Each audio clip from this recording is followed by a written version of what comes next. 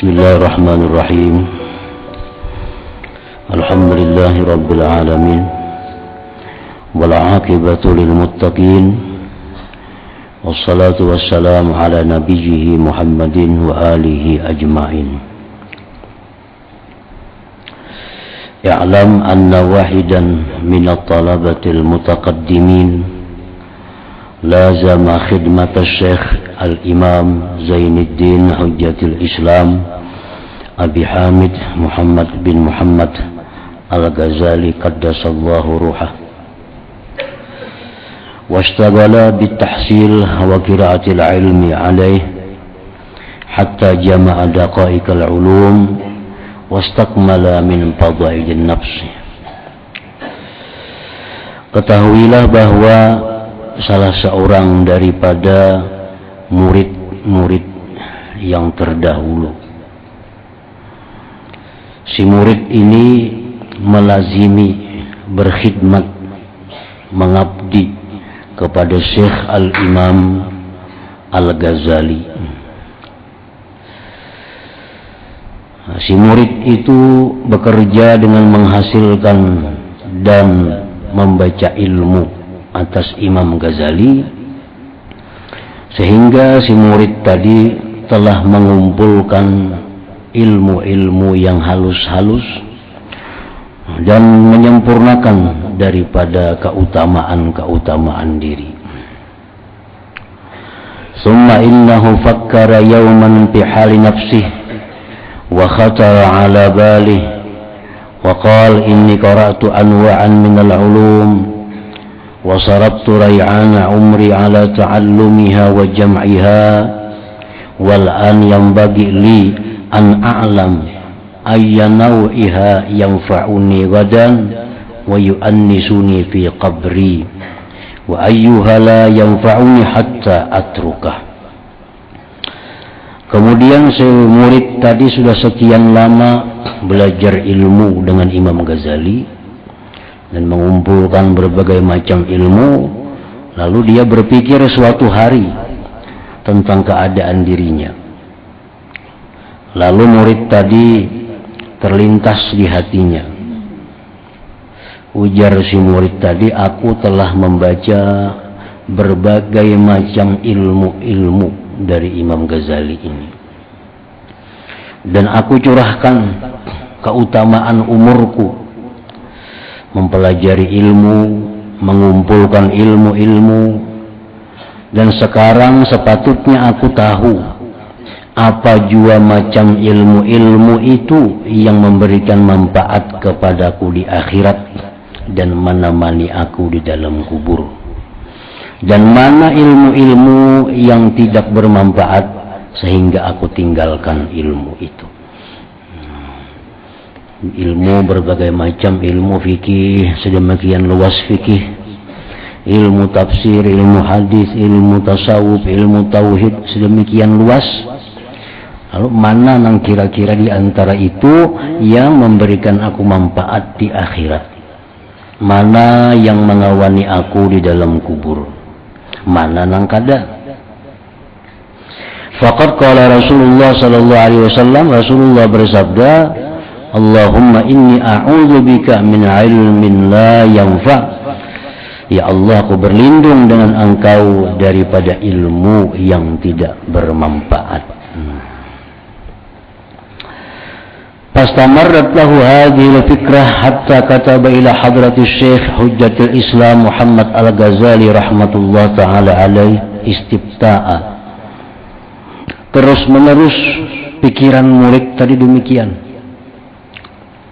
Akhirnya si murid tadi mengirim surat kepada Imam Ghazali, minta petunjuk. Wa sa'alahu masaila wa latamasa nasihatan wa du'a. Si murid tadi minta kepada Imam Ghazali, menanyakan beberapa masalah, minta nasihat dan minta doakan kepada Imam Ghazali. Qal wa in kana musannafatu Syekh al-Ihya wa ghairi tashtamilu ala jawaibi masaili, lakinna maqsudi ay yaktuba Syekh hajati fi warakatin takunu ma'i muddata hayati wa amalu bima fiha mada umri insyaallah taala. Sekalipun Imam Ghazali itu banyak mengarang kitab seperti Ihya dan lain-lainnya, yang mana dalam kitab itu sudah mencakup sekalian masalahku ini.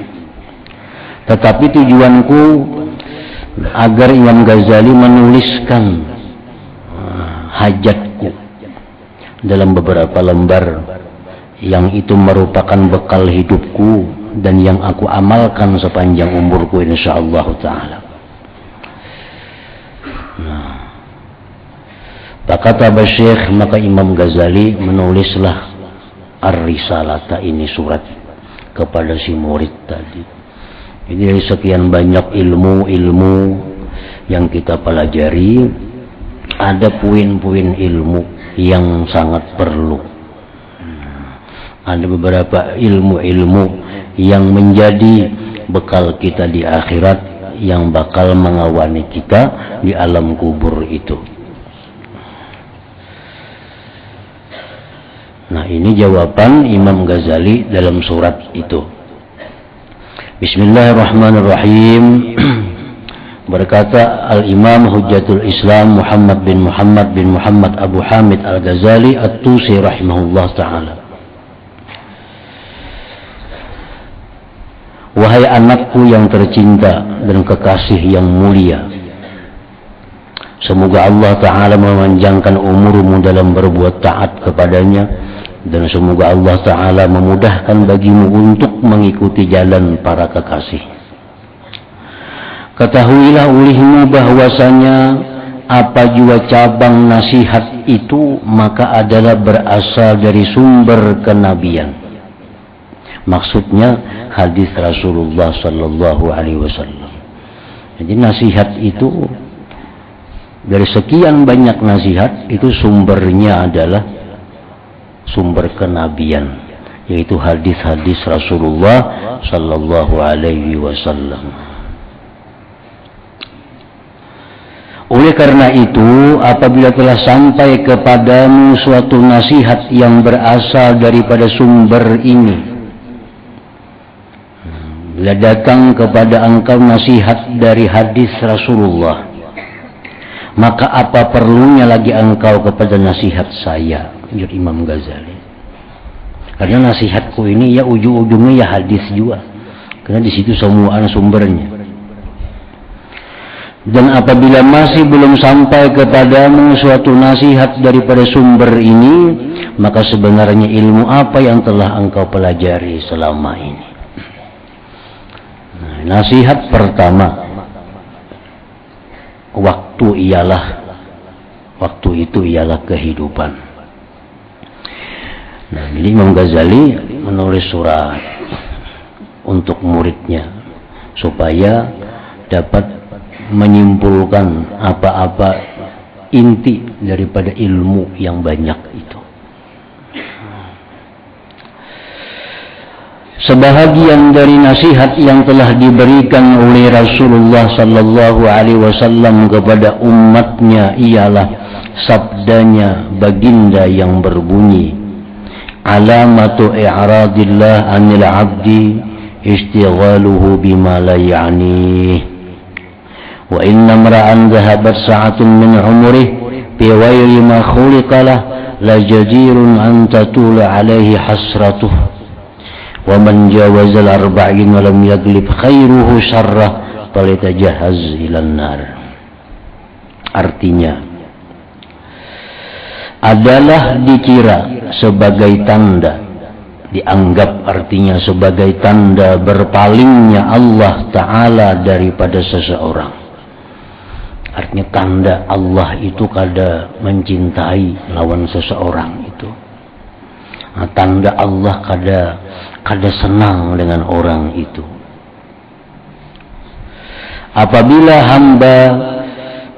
Apabila ia selalu mengerjakan perkara yang tidak berfaedah, itu tanda orang yang kada disayangi oleh Allah.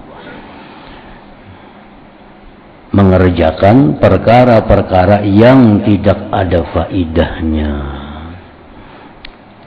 Ketujuh, bebuat bakalakuan bagawi nang kadada manfaatnya. Nah ini tanda orang kada disayangi oleh Allah subhanahu wa ta'ala, tanda berpalingnya Allah daripadanya.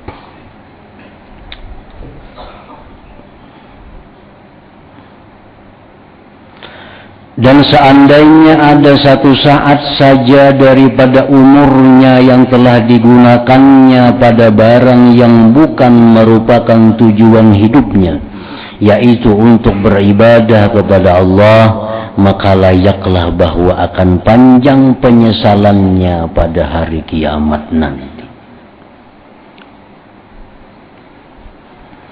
Satu saat di dalam hidup kita ini kita gunakan kepada yang bukan ibadah, kepada yang bukan ibadah, maka itu akan menjadi penyesalan pada hari kiamat.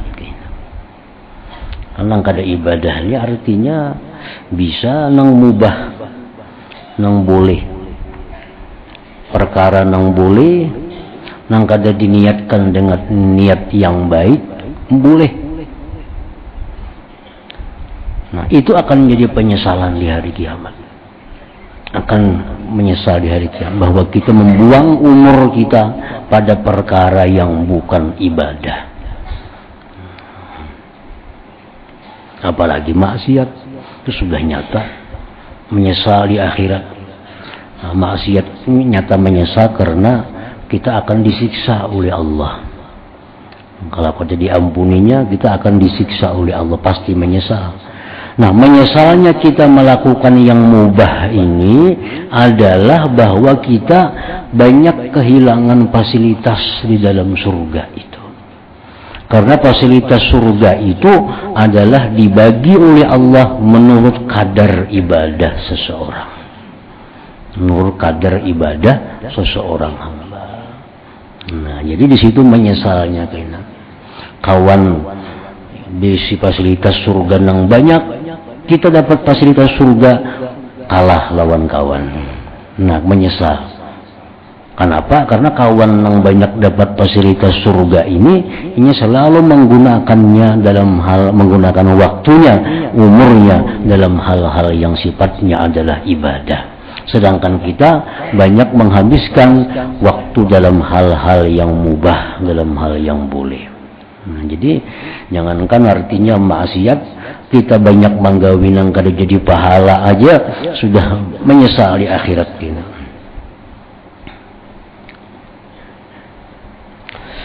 Dan siapa yang umurnya lebih daripada 40 tahun sedangkan kebaikannya masih belum dapat melebihi kejahatannya, maka layaklah ia mempersiapkan dirinya untuk memasuki api neraka.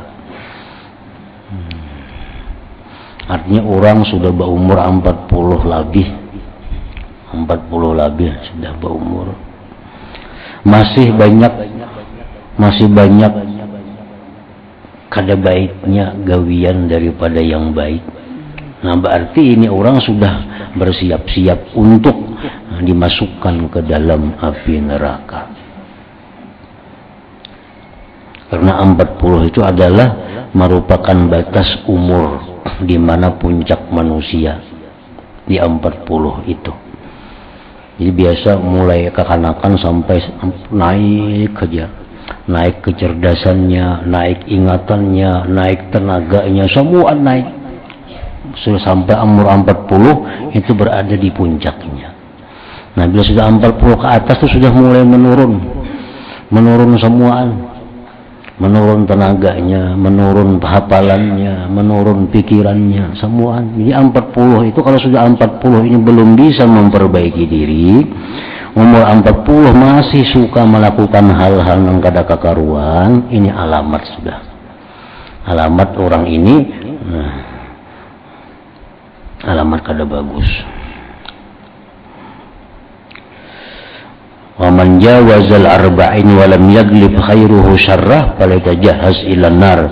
Siapa melewati 40 tahun dan kada menang kebaikan atas kejahatan, maka siap-siaplah masuk ke dalam api neraka. Ini hadis Nabi tadi. Sebenarnya sekedar ini sudah cukup untuk menjadi nasihat kepada semua orang yang berilmu.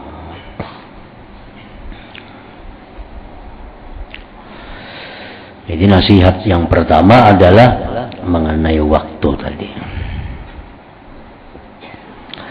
Nasihat kedua, bagaimana sepatutnya kita menerima nasihat. Wahai anakku yang tercinta, memberi nasihat itu sebenarnya mudah saja. Yang berat ialah menerima isi nasihat tersebut. Karena setiap nasihat itu dirasakan tersangat pahit bagi siapa yang selalu mengikuti kehendak nafsunya. Nah, nasihat itu pahit bagi orang yang hidupnya selalu menghendaki menuruti hawa nafsunya. Nafsu sangat mencintai perkara-perkara yang dilarang. Nah, ini kan nafsu al-ammarah bisu, nafsu ammarah, nafsu yang selalu mengajak kita kejahatan. Apakah lagi bagi orang yang mencari ilmu yang rasmi? Maksudnya mencari ilmu supaya dapat jadi pegawai atau mendapat suatu gelaran resmi. Makin ngalih lagi nasihat diberikan kepada orang itu.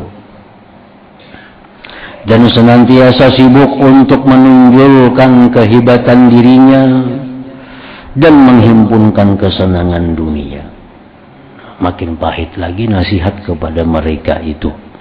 Karena orang yang seperti ini selalu menganggap bahwa hanya dengan sekedar memperoleh ilmu itu sudah cukup menjadi sebab keselamatan dan sebab kebahagiaannya.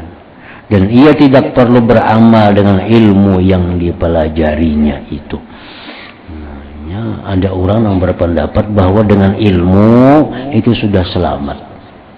Dengan ilmu itu sudah selamat. Nah, orang yang seperti ini sebenarnya telah terpengaruh dengan i'tiqad dan aliran pemikiran ahli falsafah itu. Subhanallah, alangkah kelirunya pemikiran yang seperti ini. Bukankah ia telah mengetahui bahwasanya seseorang itu apabila telah dapat menghasilkan ilmu, kemudian ia tidak beramal dengan ilmu yang telah diketahuinya itu, nanti pada hari kiamat ia akan disoal dengan soalan yang lebih berat lagi daripada orang yang tidak mengetahui apa-apa. Orang yang hidupnya jauh di dusun sana, orang yang hidupnya di hutan sana, turun temurun sudah di sana, nang kada ada ulama, kada ada ustadz di situ. Hidupnya hanya sekedar apa adanya ilmu, banyak pengetahuan yang inya kada tahu. Nah, ini orang lebih ringan di akhirat daripada orang yang hidup berilmu tapi kadang mengamalkan ilmunya.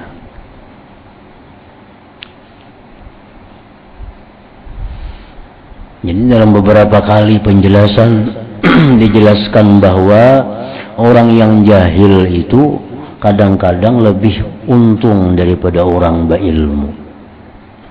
Nah, jadi maksudnya orang jahil yang lebih untung ini adalah orang yang jahil, satu, dia jahil karena memang hidupnya sudah turun-temurun di dusun, di hutan belantara sana, yang jauh daripada kota, jauh dari ulama, jauh daripada orang berilmu. Lalunya banyak kada mengetahui tentang hukum-hukum agama. Nah, ini kejahilan yang diuzurkan dalam agama. Yang kedua, orang jahil yang diuzurkan itu orang jahil yang hanyar masuk Islam.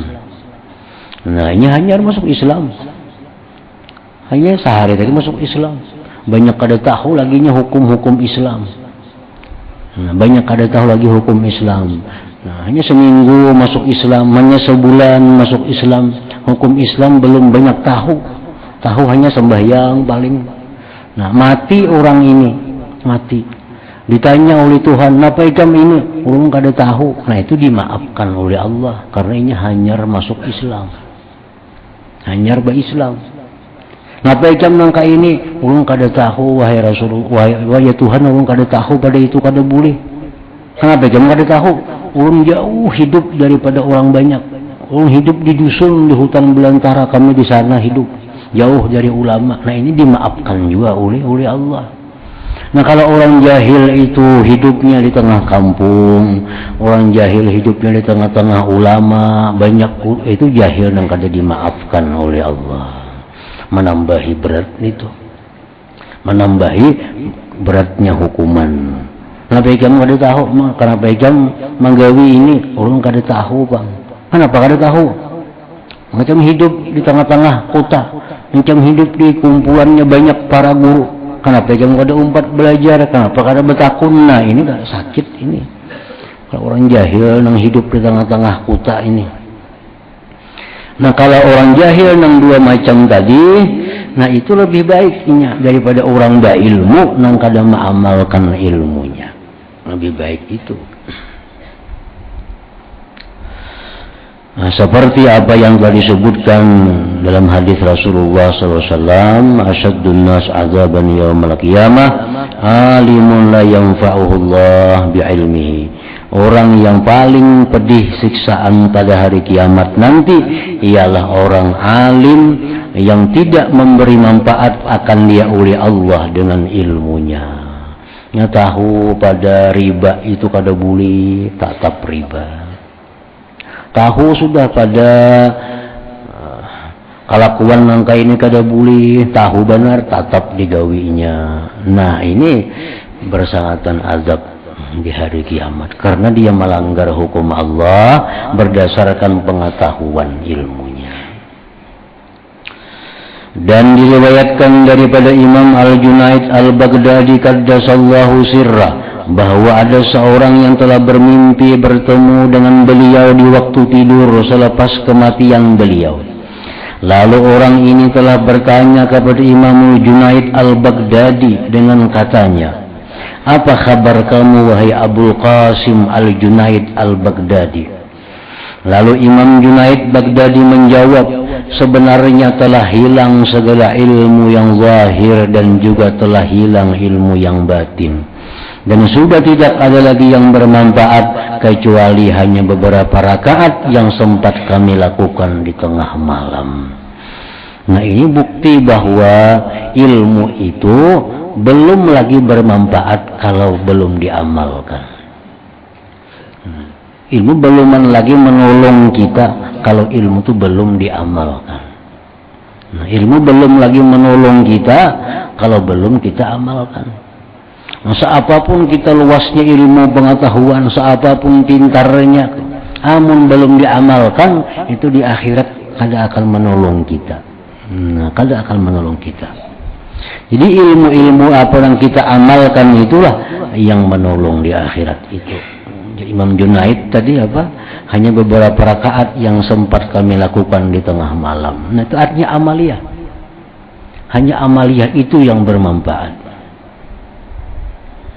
Nah, nasihat ketiga, ilmu itu tidak bermanfaat kecuali bila sudah diamalkan. Wahai anakku yang tercinta, janganlah engkau jadi orang yang muflis, bangkrut pada amalnya. Dan janganlah engkau jadikan dirimu itu kosong daripada perkara yang berfaedah.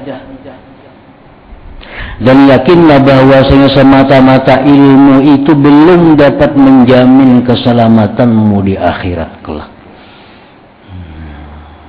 Di akhirat tuh kada terpakai lagi gelar-gelar nih. Apa ngena Tuhan memanggil tuan guru anu kada ada lagi tuan gurunya itu. Di akhir dipanggil kena orang nang profesor segala macam tuh ditinggal profesornya kada ada lagi. Jadi ilmu sudah hilang. Yang ada hanya yang diamalkan. Nah, apa yang kita amalkan itulah yang menyelamatkan kita. Umpamanya kalau seseorang ada memiliki 10 bilah pedang yang sangat tajam dan juga bermacam-macam senjata yang lain lagi, dan dia pula adalah seorang yang berani dan sangat pandai dalam peperangan, orang ahli perang. Di tubuhnya banyak pekakas-pekakas alat perang, senjata, macam-macam di awak hibak. Lalu datang seekor singa yang garang dan terus menyerangnya. Maka apa pendapatmu? Apakah semata-mata memiliki segala senjata tadi tetap menggunakannya sudah cukup untuk menangkis serangan singa itu? Apakah hanya dengan memiliki senjata itu kita bisa menangkis serangan serigala? Di awak kita ada pisau, sebelah kiri ada pistol, di belakang ada sinapang, berinting pekakas perang. Dan datang singa hendak menyerang. Apakah pekakas-pekakas itu bisa menyelamatkan kita daripada serangan singa itu? Tentu tidak. Nah, segala senjata itu baru bermanfaat apabila ianya digunakan oleh tuan ampunya senjata itu. Nah, amun tuannya ini berandai aja, 10 pistol di awak tetap dihantamnya singa itu. Kecuali si tuan ampun senjata memainkan senjatanya.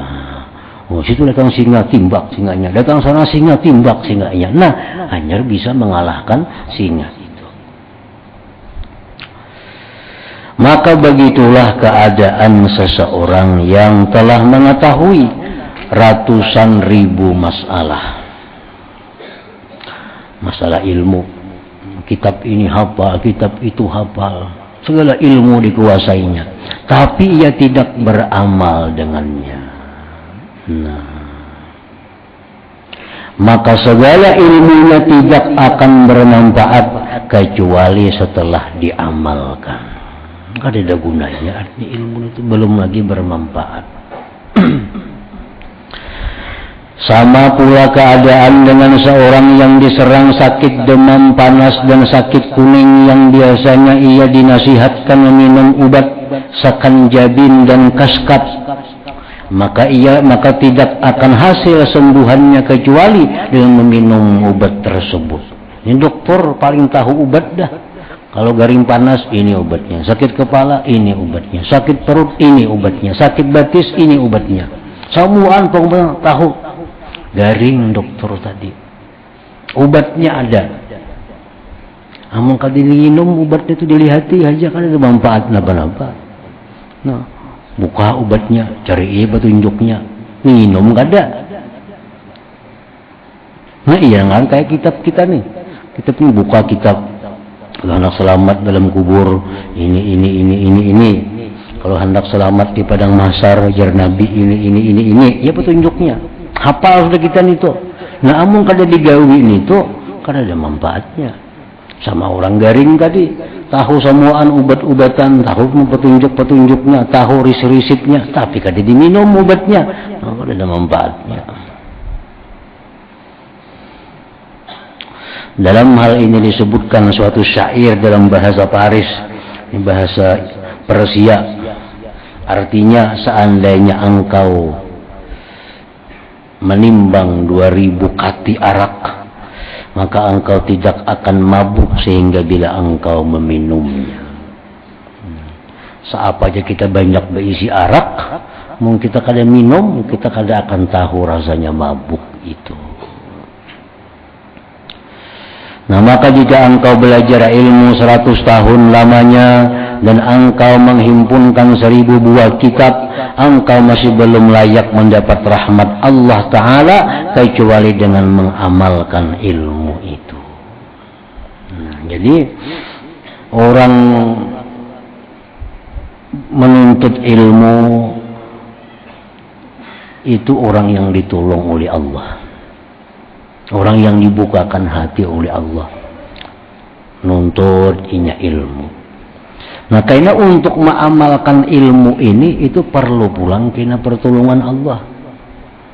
Nah, dengan pertolongan Allah yang kedua ini bisa mengamalkan ilmu itu. Jadi selalu perlu kepada pertolongan Allah Subhanahu wa Ta'ala. Perlu kepada pertolongan Allah. Orang kata dibukakan Tuhan hatinya nuntut ilmu, kada buka-buka hati nuntut ilmu. Dibukakan hati nuntut ilmu, satu keuntungan, satu rahmat Allah.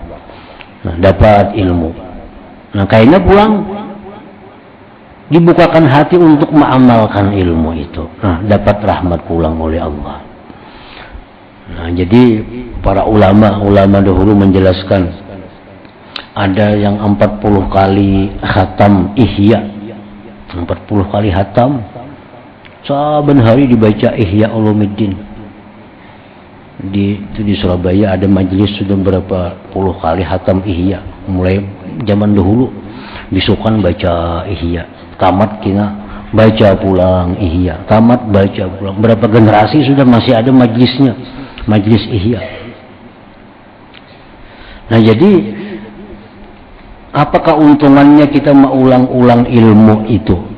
Keuntungannya mungkin di kita pertama membaca kitab, belajar kitab, Allah belum berikan kita futuhul qulub, terbuka hati untuk mengamalkan.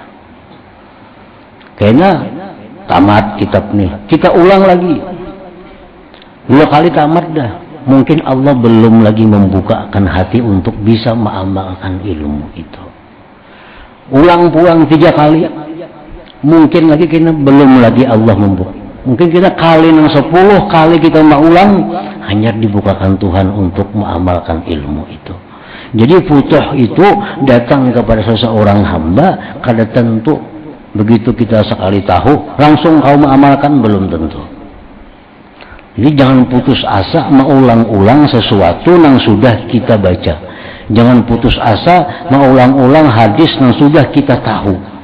Karena barangkali kita belum bisa mengamalkan.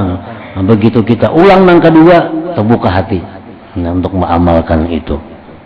Kan banyak hadis-hadis Nabi yang sudah kita 10 kali, 20 kali kita dengar. Siapa sembahyang ini, ya Nabi, diharamkan Allah masuk neraka. Itu kita dengar berpuluh-puluh kali, tapi sampai sekarang kita kadang kau menggawi lagi. Sudah tahu ya, pada ini bagus tahu, cuma kada kawa lagi menggawi. Nah, mungkin kita dikali nang keberapa puluh kita mendengar itu hadis, dibukakan Tuhan hati untuk menggawi itu. Nah, jadi kada ada ruginya. Nah, selalu menanti, selalu mengharap, selalu mengundang futuh keterbukaan hati daripada Allah Subhanahu wa taala kepada kita untuk mengamalkan ilmu itu. Jadi ada orang majelis Ihya, ada majelis kitab Bukhari, baca Bukhari, kena tamat ulangi pulang. Tamat ulangi pulang. Nah, jadi akhirnya banyak yang diamalkan. Di kali pertama tamat mungkin ya 10-20 nang kau mengamalkan sebijian kitab itu. Kena kali nang kedua bisa bertambah. Bisa sampai salawi sudah bisa diamalkan di situ. Kena tamat ulangi pulang bisa sampai 30 kena nang kau mengamalkan hadis-hadis Nabi itu. Nah, jadi artinya keterbukaan hati untuk mengamalkan ilmu itu perlu pertolongan daripada Allah Subhanahu wa taala. Maka jika engkau belajar ilmu 100 tahun lamanya dan engkau menghimpunkan 1000 buah kitab, engkau masih belum layak mendapat rahmat Allah Ta'ala kecuali dengan mengamalkan ilmu itu. Allah Ta'ala berfirman, wa an laisa lil insani illa ma sa'a, maksudnya dan sesungguhnya manusia itu tidak akan mendapat sesuatu kecuali apa yang dia usahakan, yang dia amalkan.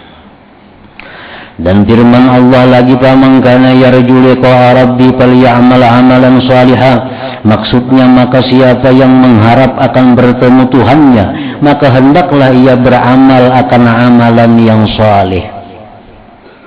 Siapa hendak masuk surga melihat Allah, beramallah amal saleh. Kada ada banyak-banyak bisi ilmu, kadakah itu. Lepas misalnya ada siapa hendak masuk surga, hendak bertemu Tuhan, harus hafal Ihya, kada adakah itu. Tapi ya Tuhan, beramallah amal yang saleh. Dan firman-Nya lagi, jazaan bima kanu yaksibun, Maksudnya balasan yang diberikan kepada mereka itu adalah sebagai balasan bagi amal yang telah mereka lakukan. Amal. Dan firman-Nya lagi, innalladzina amanu wa amilus shalihat kanat lahum jannatul firdausi nuzula khalidina fiha la yabghuna anha hiwala.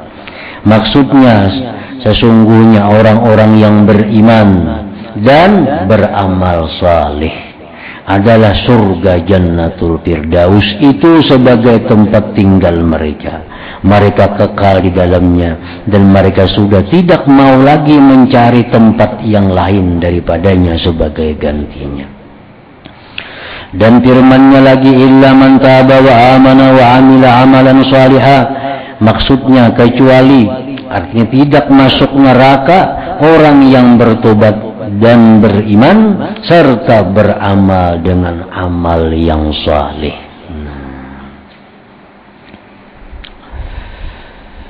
Dan apakah yang engkau kata berkenaan dengan hadis ini? Apabila engkau tidak beramal dengan ilmu engkau, hadis itu ialah bunyal Islam ala khamsin, syahadati an la ilaha illallah wa anna muhammadar rasulullah wa iqamis shalah wa ita'iz zakah wa shaumi ramadan wa hajjil bait liman istata'a ilaihi sabila. Maksudnya Islam itu diasaskan atas 5 perkara. Penyaksian bahwa tidak ada Tuhan kecuali hanya Allah dan bahwa Muhammad itu Rasulullah.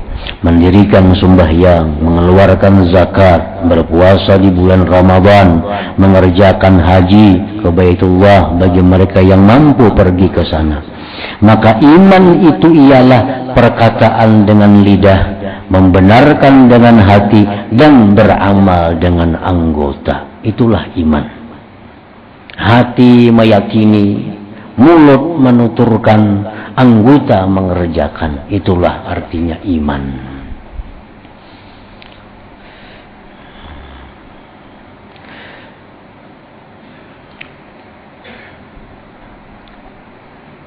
Dan dalil yang menuntut kita supaya beramal itu sangat banyak sekali, sehingga tidak dapat dihitung banyaknya. Dan walaupun seseorang hamba itu masuk surga hanya dengan rahmat dan kemurahan Allah Ta'ala, namun rahmat dan kemurahannya itu didapatkan seseorang hamba itu mempersiapkan diri dengan ketaatan dan ibadah, karena rahmat Allah itu dekat kepada hamba-hambanya yang berbuat baik. Jadi artinya menuntut ilmu, yang menuntut ilmu itu ada faidah pahala, dapat keridaan Tuhan, dapat keridaan Rasulullah, keridaan malaikat. Tuntut ilmu. Nah, ini menuntut ilmu, dapat ilmu, tahu nang halal nang haram, tahu nang wajib nang makruh, sunat segalaan tahu. Nah, kemudian minta petunjuk lagi kepada Allah, minta tolong lagi kepada Allah agar bisa mengamalkan ilmu itu. Nah, dengan demikian terhimpunlah dalam diri kita ilmu dan amal. Nah, itu intinya yang diharapkan. Bukan hanya sekedar ilmu, tapi mesti dilengkapi dengan amal. Dan amal kada berilmu, jelas sudah kada ada gunanya juga. Beramal tapi kada berilmu, kada ada gunanya, ditolak oleh Allah. Walaupun bujur, sembahyang kada suah belajar, melihat orang aja, sembahyang, bujur. Kada diterima oleh Allah kalau kada belajar. Kalau kada belajar. Nah, jadi belajar itu hukumnya adalah wajib. Mengamalkan ilmu nang wajib itu hukumnya adalah wajib pula. Ada menuntut ilmu yang sunat, mengamalkan ilmunya pun adalah sunat juga. Nah, hingga situ. Seandainya ada orang yang berkata,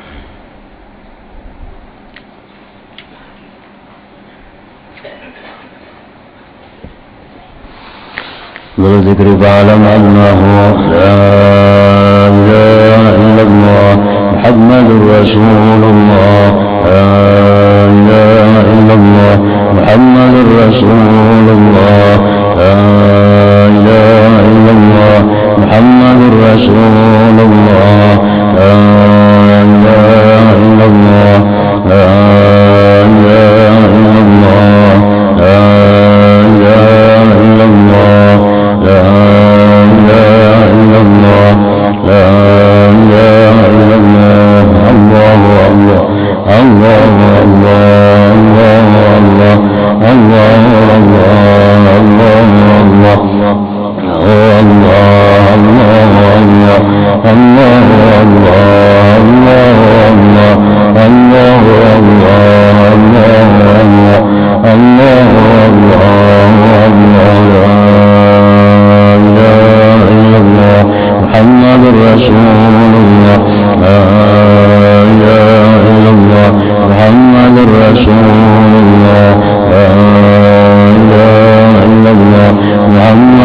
رسول الله لا إله إلا الله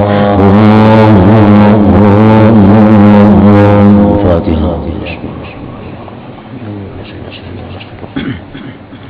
صراط الذين